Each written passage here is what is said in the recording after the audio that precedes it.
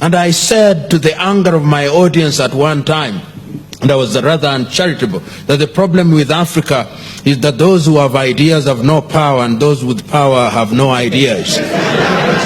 And that in many ways still informs. So you have all these ideas on how we can green Africa. I listen to you and I can see you are babbling with ideas, but you don't have the power.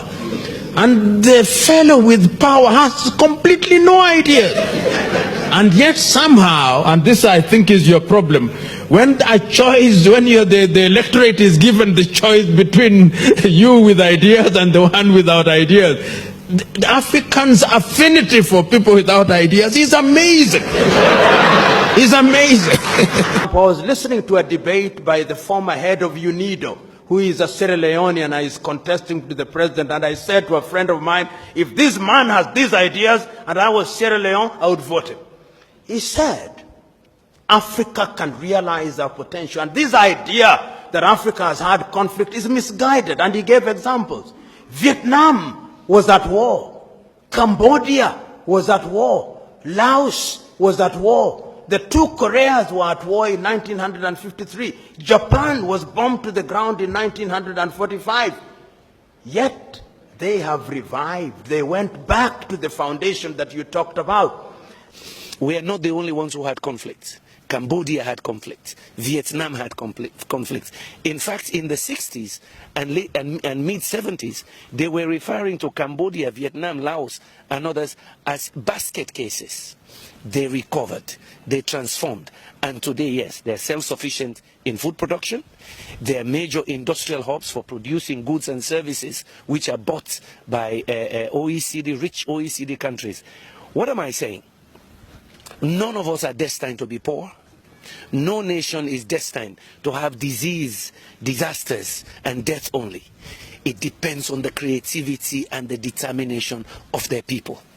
And for us, the difference between us and many Asian countries is that God gave us everything. And you heard me talk about the Garden of Eden syndrome. And that is not from me, that's from Ali Mazrui back in '81. Because God gave us everything. Every season something grows, and the minerals are everywhere. My country, they just discovered one of the largest pieces of diamond ever in the world, 706 carats. They just discovered it last week. God gave us everything.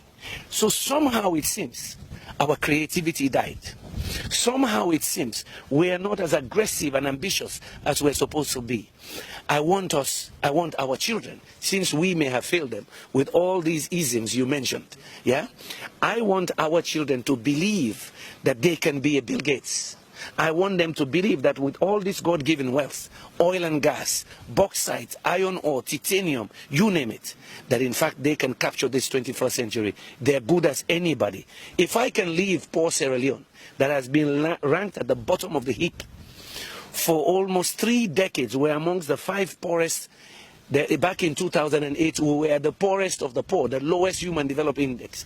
If I can defy that and go to such a level globally, it means any kid can do it. And I don't want anybody making our kids depressed, less creative. That's why I chose that topic.